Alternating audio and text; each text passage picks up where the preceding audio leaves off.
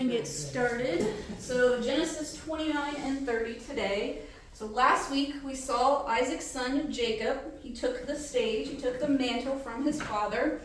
And after a long journey from fleeing from his brother, because remember his brother wants to kill him, okay, so his mom sends him away. He's going to arrive in Haran today, but he hasn't escaped family drama. He's getting ready to start some family drama of his own. So we are going to start Genesis 29. Let's read the first couple of verses here. Genesis 29, verse 1. Then Jacob went on his journey and came to the land of the people of the east. As he looked, he saw a well in the field, and behold, 3 flocks of sheep lying beside it. For out of that well the flocks were watered. The stone on the well's mouth was large, and when all the flocks were gathered there, the shepherds would roll the stone from the mouth of the well and water the sheep, and put the stone back in its place over the mouth of the well. Jacob said to them, "My brothers, where do you come from?" They said, "We are from Haran." He said to them, "Do you know Laban, the son of Nahor?" They said, "We know him." And he said to them, "Is it well with him?" They said, "It is well, and see, Rachel, his daughter, is coming with the sheep." And he said, "Behold, it is still high day. It is not time for the livestock to be gathered. Water the sheep and go and pasture them."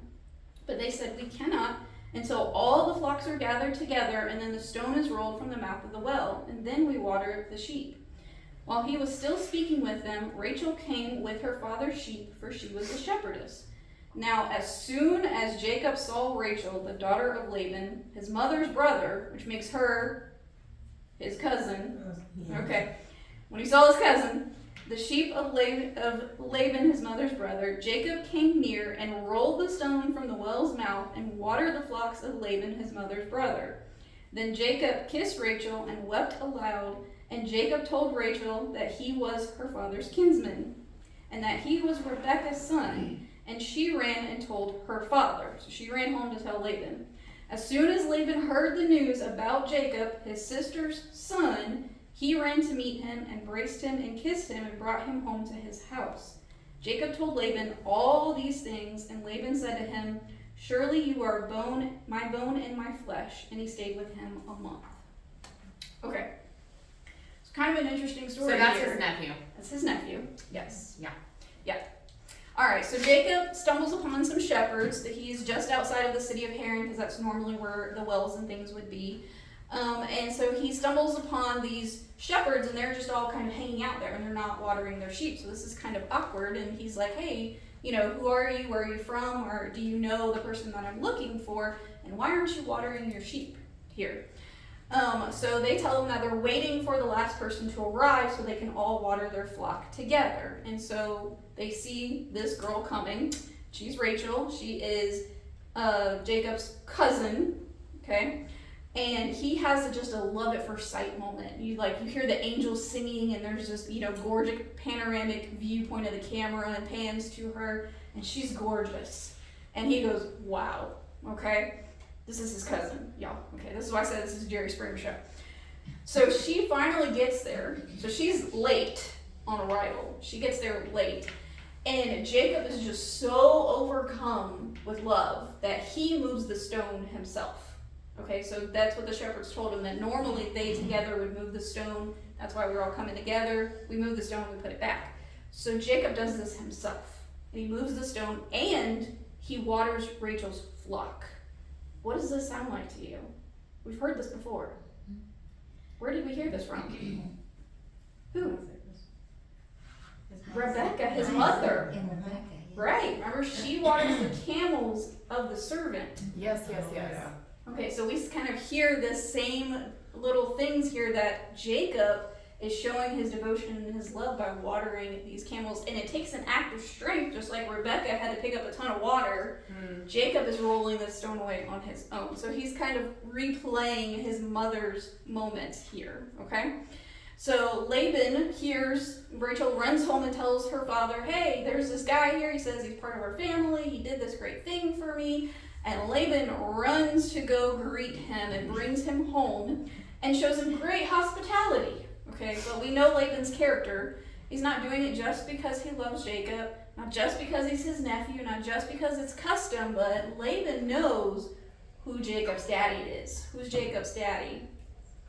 He's the what's the name? But Jacob wasn't his Isaac. favorite son. Isaac, right? Right. Esau was his favorite. Laban doesn't know that.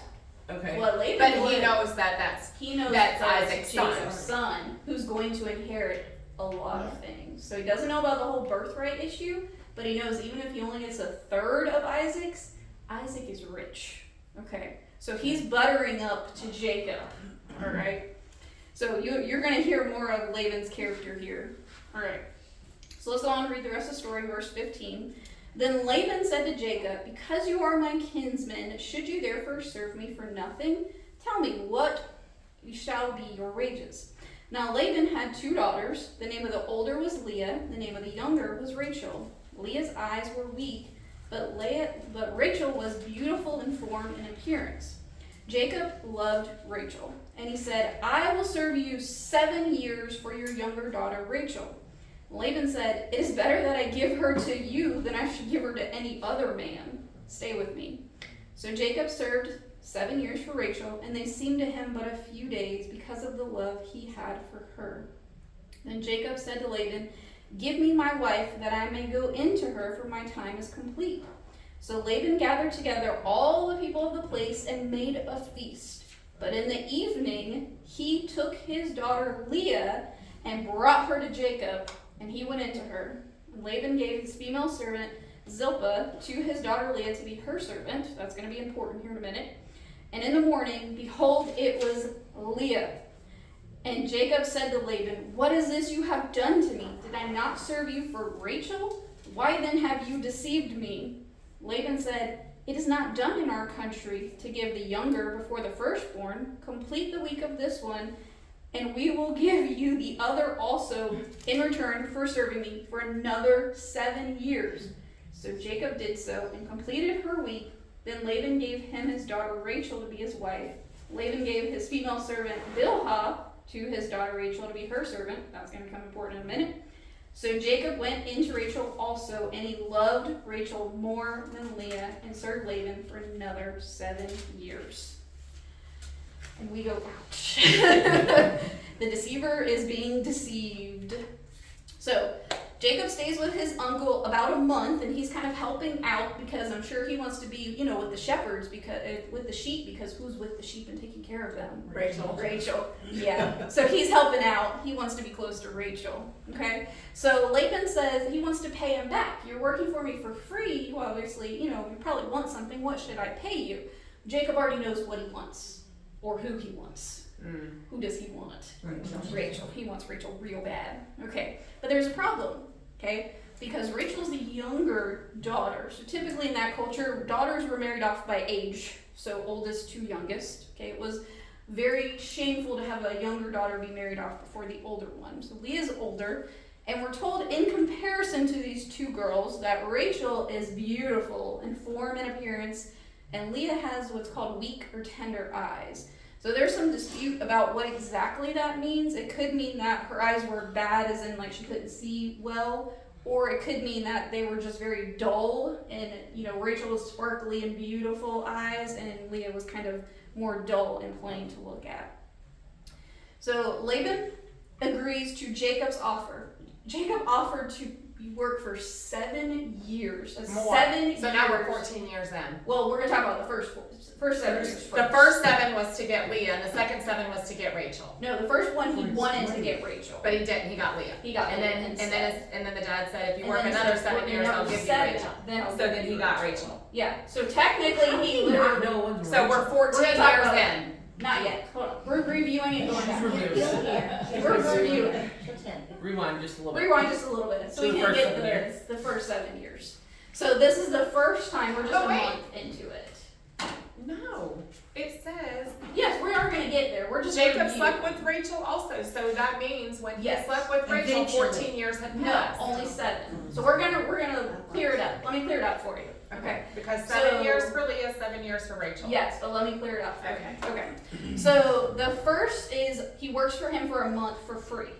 And Laban says, "You're working for me for free. What do you want in exchange?" Okay. He says, I want Rachel, and I'll give you 7 years. Now that was a ridiculous sum of money. Okay, and he was hedging his bets that Laban wasn't going to turn him down, okay? But it's a ridiculous sum of money to work for 7 years for a woman, okay, even in that culture.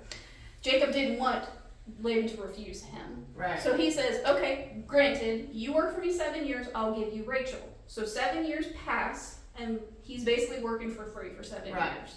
At the end of 7 years, he says, I'm done with my time, give me my wife. Right. So Laban throws a feast, okay? They would normally throw a feast for about a week, okay?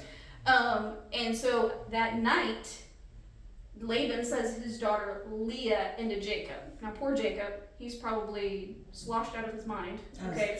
Because You there was party a feast. hardy. Yes, you party Okay. hardy. Okay, and then you just, it's very dark in a tent. I don't know if you've ever been in a tent in the middle of the night. They didn't have, like electricity. Okay. Or flashlight. Flashlights. The bride is usually covered. Yeah, he's not asking a whole lot of questions at this point. Okay. So when he wakes when he wakes up the next morning, it's Leah who's laying next to him and not Rachel.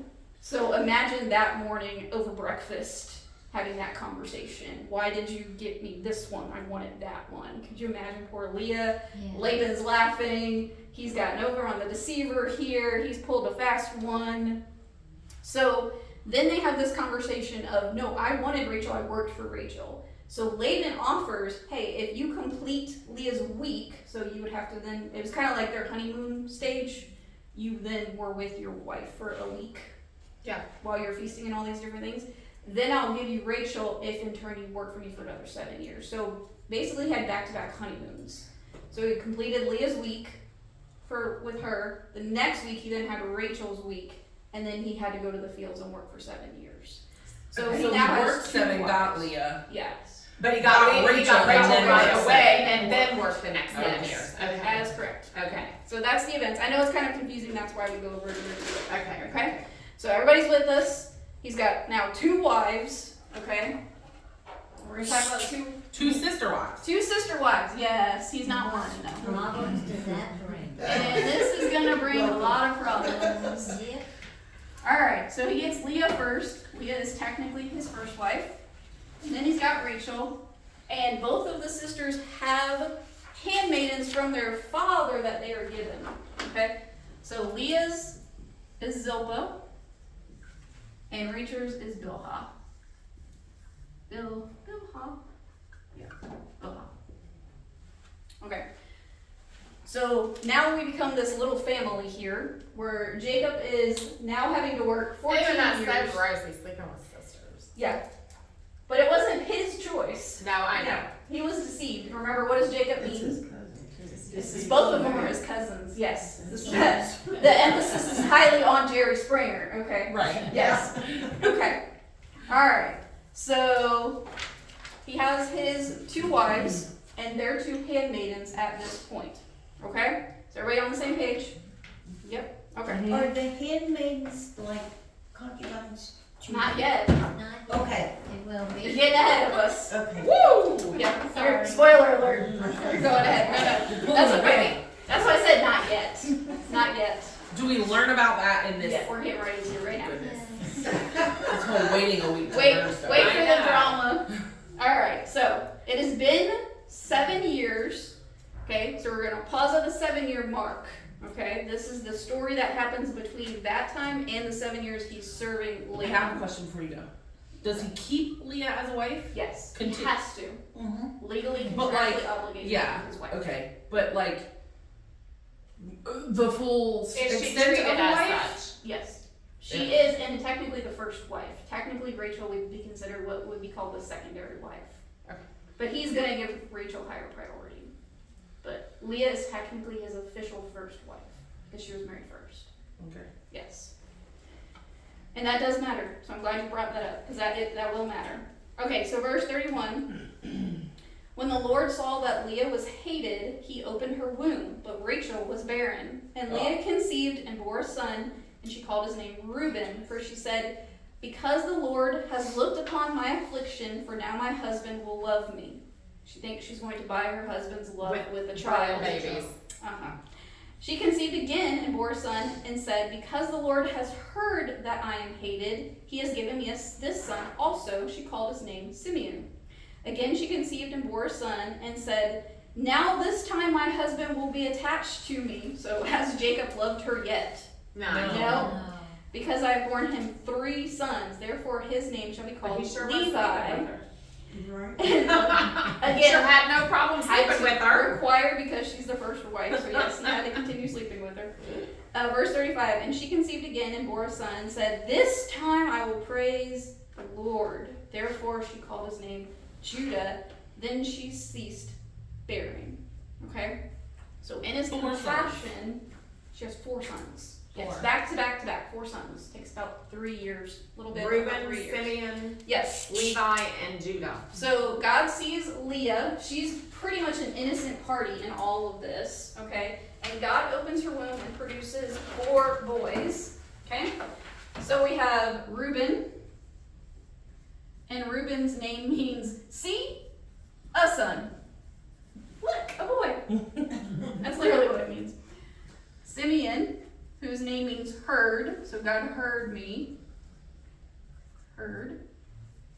And then Levi, which means attached. And then she has Judah, which means praise. So she's finally, it takes her 4 boys, but then she finally turns her attention to praising the Lord, because each one of these times you hear, and then Jacob's going to love me, and then Jacob's going to love me, and then Jacob's going to love me, I'm just going to praise the Lord, okay?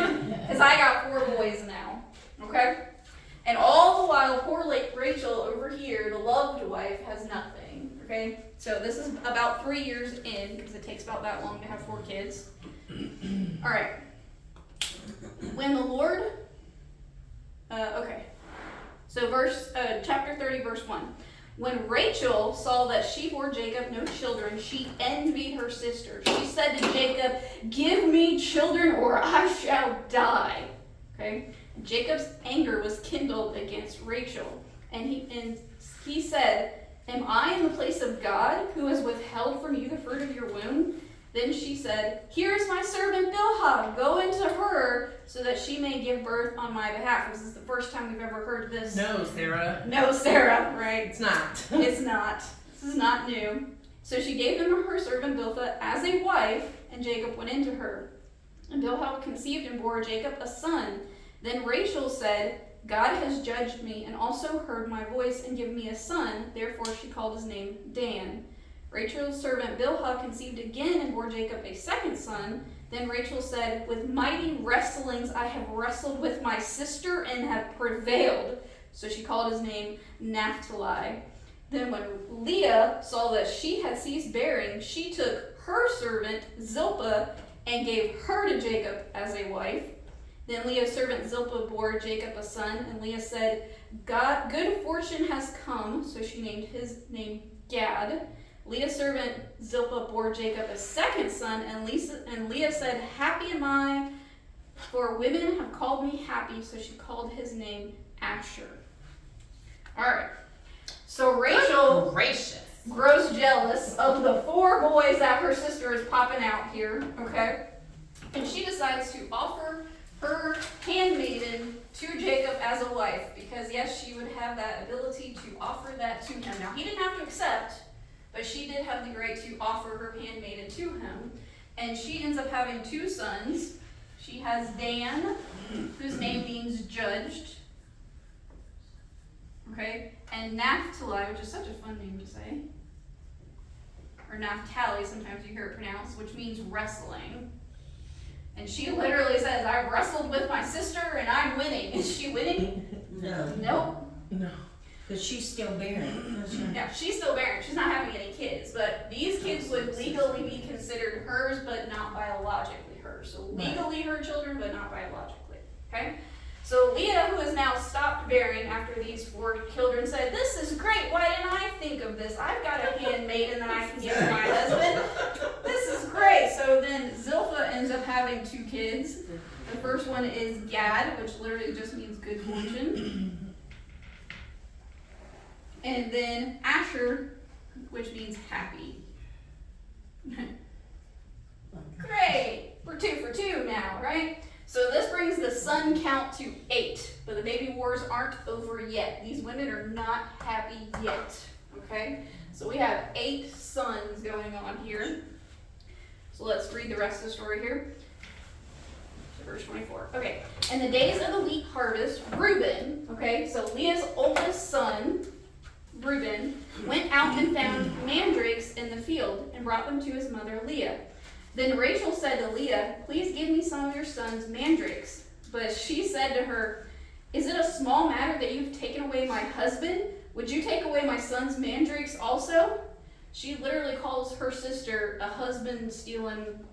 Okay, you stole my husband, you're going to steal my son's mandrakes too? Why not blame your dad? Right? Yeah, she blames her sister. Are you going to take my son's mandrakes too? Rachel said, "Then he may lie with you tonight in exchange for your son's mandrakes." She sells a night with her husband to her sister, who is also his wife, in exchange for the mandrakes. What's a mandrake? It's a fruit. Okay. And we're going to talk about it, yeah. It's a fruit plant. It's a fruit. So verse 16, when Jacob came from the field, poor Jacob, in the evening, Leah went out to meet him and said, "You must come in to me, for I have hired you for my son's mandrakes." Then he lay with her that night, and God listened to Leah, and she conceived and bore Jacob a fifth son. Leah said, "God has given me my wages because I gave my servant to my husband." So she called his name Issachar. And Leah conceived again, and she bore Jacob a sixth son. Leah said, "God has endowed me with a good endowment. Now my husband will honor me because I have borne him 6 sons." So she called his name Zebulun.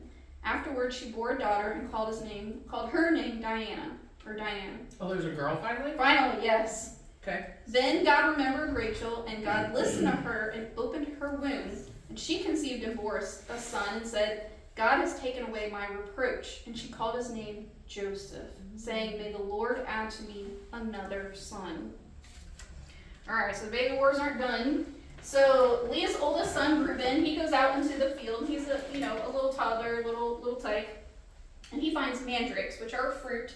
And they believed at the time that the mandrake or the mandrake root had properties that increased fertility in women. So if you ate it, then you would have increased fertility. So Rachel knows this, and she wants them, okay, because she's losing this war, and she wants all of her chances to get. She's losing the battle 6-2 here, okay?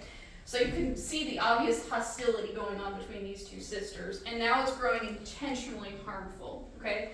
Aaliyah's smart. She's not just going to give up these mandrakes. She's going to get something out of her sister.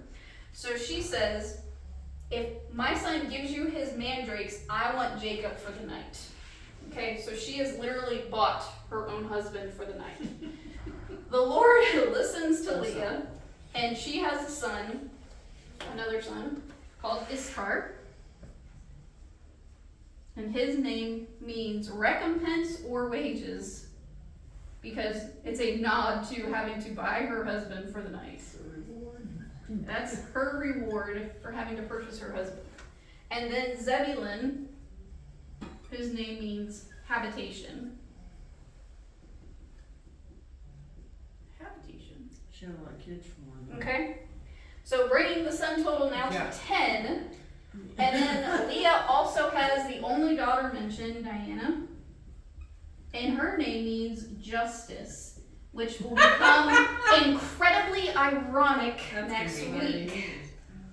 Remember her name in the meeting, because when Lauren teaches next week, you will see how ironic this name becomes. Oh, well, I feel like unless there's more to Rachel's children, We're getting there.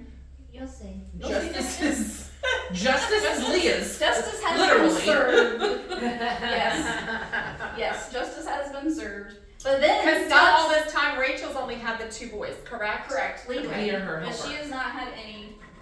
So God finally. Via a surrogate. Yes, So- via a surrogate, yes.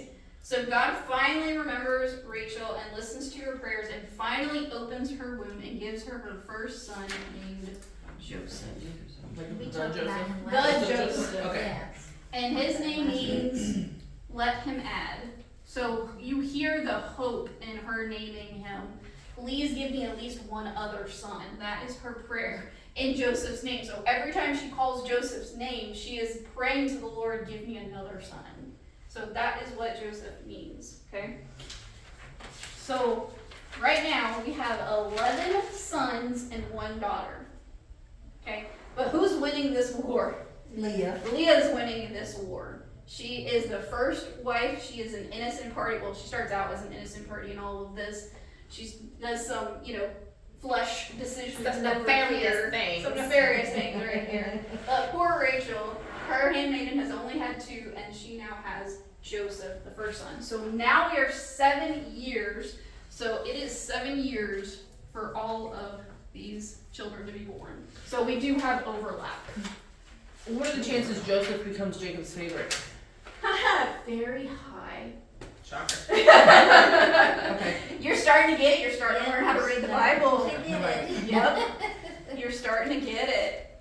All right, so let's read the last little bit here. Good. All right.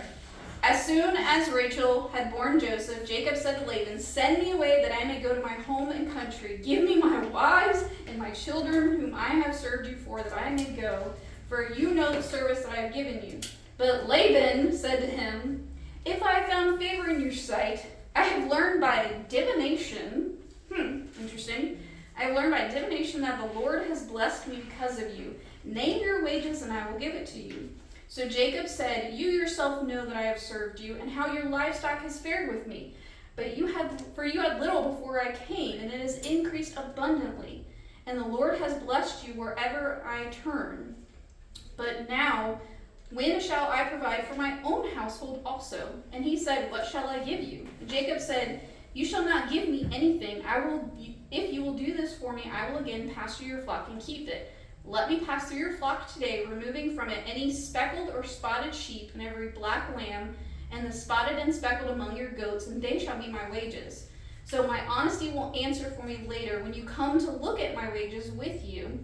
Everyone that is not speckled and spotted among the goats and black among the lambs, if found with me, will be counted stolen." Laban said, "Good, let it be as you have said." But that day Laban removed the male goats that were striped and spotted, and all the female goats that were speckled and spotted, every one that had white on it, and every lamb that was black.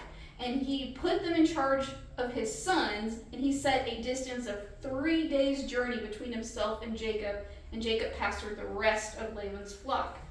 Then Jacob took fresh sticks of poplar and almond and plane trees and peeled them white streaks in them, exposing the white of the sticks. He set the sticks that he had peeled in front of the flocks in the trough, that is their watering places, where the flocks come to drink. And since they breed when they come to drink, the flocks breed in front of the sticks, and so the flocks brought forth striped, speckled, and spotted. And Jacob separated the lambs and set the faces of the flocks toward the stripes, and all the black in the flock of Laban. He put his own droves apart and did not put them with Laban's flocks. Wherever the stronger of the flock were breeding, Jacob would lay the sticks in the trough before the eyes of the flock, that they might breed among the sticks. But the feebler of the flock, he would not lay them there, so the feebler would be Laban's and the stronger Jacob's. Thus the man increased greatly and had large flocks, female servants, male servants, camels, and donkeys. So this has been 14 years from the time that Jacob showed up, okay? And he's starting to grow homesick. He's done. He served his 14 years. He's got loads of kids and wives now. He wants to go home. He's done with Laban and all of his nonsense. So he strikes up a deal with Laban. "If I take the speckled and spotted animals, they are going to come with me as my wages." Okay? And Laban says, "Sure, yeah, that sounds great." And what does Laban do? He deceives him again, yet one more time. So he agrees to the terms, but then he removes all of those animals and he puts them 3 days' journey away so they can't breed with each other. So he's basically cutting off Jacob from being able to have the wages in order to leave, okay? Because he would have to pay to be able to leave and travel and things like that and take care of his family. So when Jacob finds this out, he's devastated, but he's not done deceiving either. He's got some breeding tricks up his sleeve.